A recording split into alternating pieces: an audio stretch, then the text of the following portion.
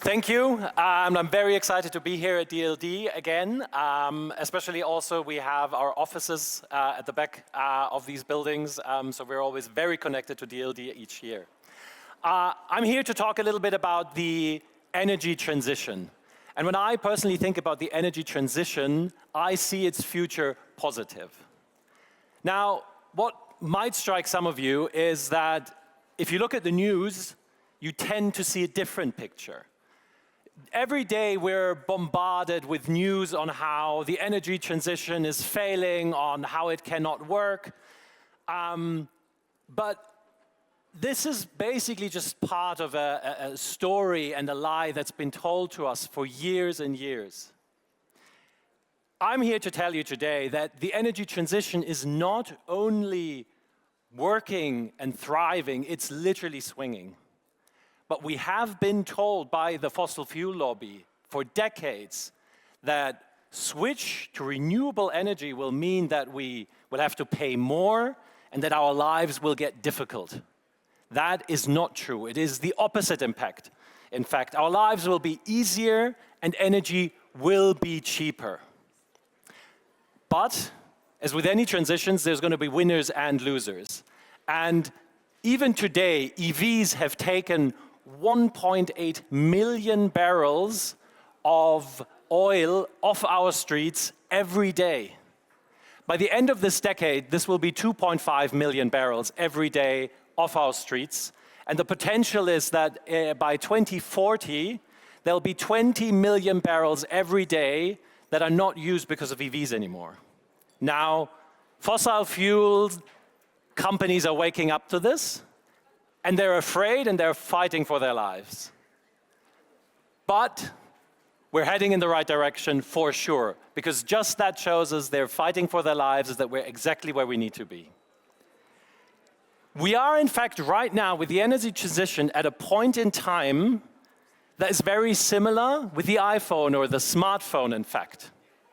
If you think back 20 years ago, smartphones weren't very smart. They were exceptionally expensive. They were thought to be a niche product and that there wasn't really any large-scale application for them. And then as technologies came together, as they advanced, as we had Wi-Fi, as we had development in transistor technology, all of a sudden we were able to create a piece of technology that today everyone has a 50-euro supercomputer in their pockets. And we're seeing exactly the same development in renewable energies. So if we look around, there's exponential change happening in renewable energies everywhere. Costs are coming down and usage is increasing. Just 10 years ago, for instance, the cost of solar energy was 5 times higher than it is today. Today, solar and wind are cheaper than fossil fuels in their production. Battery prices, for instance. If we look at battery prices, these were always very high and considered a complex technology. In the last 15 years, prices have decreased by 90%. Well, recently we've been still discussing if there's any chance that batteries at scale could be integrated into the grid at all. We've now seen record registrations just this year of potentially 220 gigawatts just in Germany of batteries to be part of the grid. And at the same time, we're discussing if small-scale batteries aren't a solution that we could include into our systems at home in small apartment buildings. That shows us how easy this advancement has been. And a lot of times you'll hear that, oh, this is all fine, but the hardest is still to come. This is still, the biggest challenges are still ahead of us. Again, similar to the development of the iPhone, we're seeing this in renewable energies, that by combining all of the different technology advances, we are seeing an acceleration. Actually, the hard bits have already been done. Think about it, developing the first PV, that was really complicated. Now, producing millions of them in a standardized process is not anymore. Installing the first wind power plant was a feat of engineering, and it was extremely costly. Today, we can easily install hundreds of them in locations. And that is showing us the acceleration that we're in for in the market. Now, there's also something else that will move us forward even more, and it's consumers. Currently, we're moving from a supply-led transition, so switching from high carbon fuel to low or zero carbon fuel alternatives. We're moving into a demand-led transition, where we have consumers installing and buying more solar, more EVs, and more heat pumps year after year.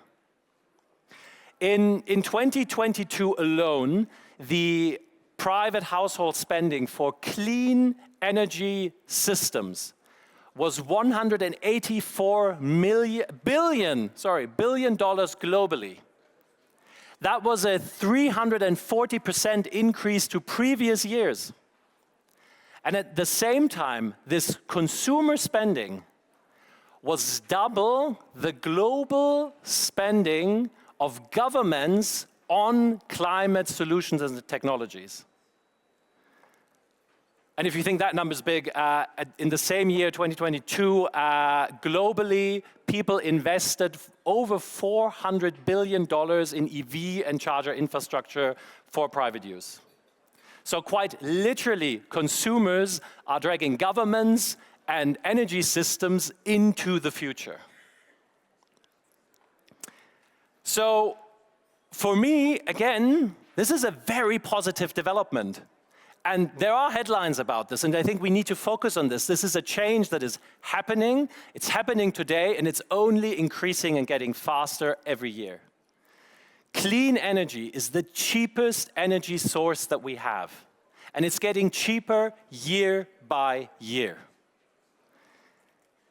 Now, we've made an incredible progress over the last few years, and now imagine, with the new technology that we're seeing emerging, smart technology, AI, on how we can advance this change even further.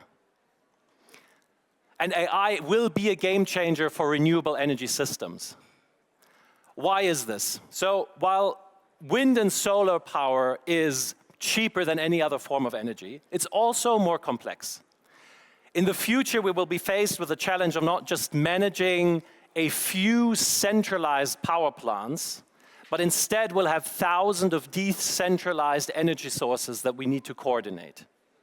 And at the same time, we need to manage this flexible generation with consumer demand, making sure that our grid is balanced at all times. That is a pretty hard challenge for a human. It is perfect for AI. So let's take a moment, as we're talking about the future, and sort of imagine what the positive energy future will look like that we're heading into.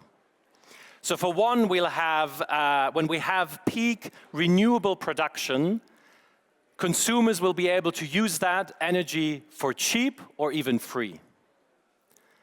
When we are faced with imbalances in the grid of production and consumption, we'll be able to access millions of EV and household batteries to help stabilize the grid and save cost for the energy transition. And we'll head into a future where we'll live in homes where, due to AI optimizing our energy consumption, we will not be paying a single euro for energy bills ever again. So, does that sound good? Now, I said let's look into the future, but actually, this is happening today. So all of the things I just mentioned are products that we have launched and are using with customers at Octopus Energy. We have our fan club, where local wind turbines, when they generate more energy due to high winds, consumers will save 20%, or if there's a lot of production, even 50% of their energy bills. And that means just by looking outside the window, a consumer can tell, I'm just paying half for my energy. And they'll start adapting their consumption into these periods of time, saving money there and then. We have Intelligent Octopus Go, which is our charging solution for EVs, where consumers will, in their app, just set the preference, what they want. It's usually the next day, 8 o'clock, they want 80% charge.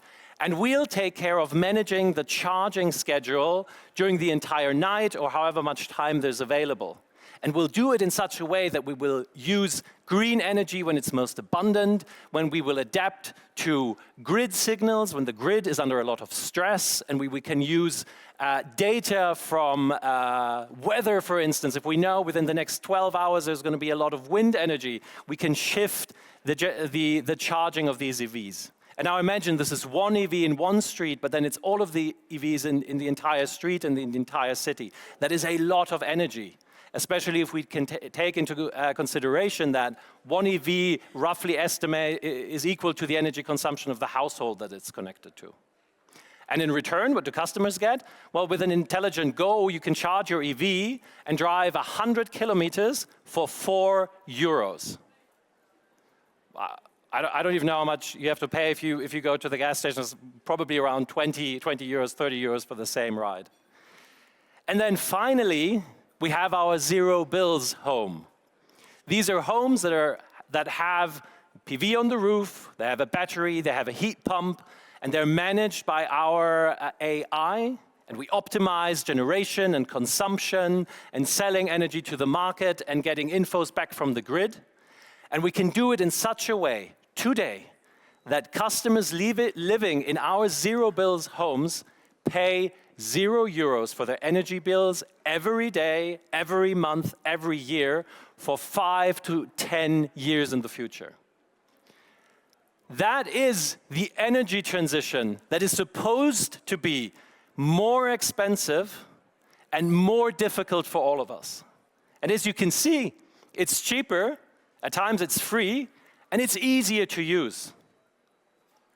So if I look into the future of energy transition and of our energy markets, it is with a very positive outlook. Our energy markets will be greener, they'll be interconnected, and they'll be tech-driven. But above all, they'll be cheaper and better for everyone. Thank you very much.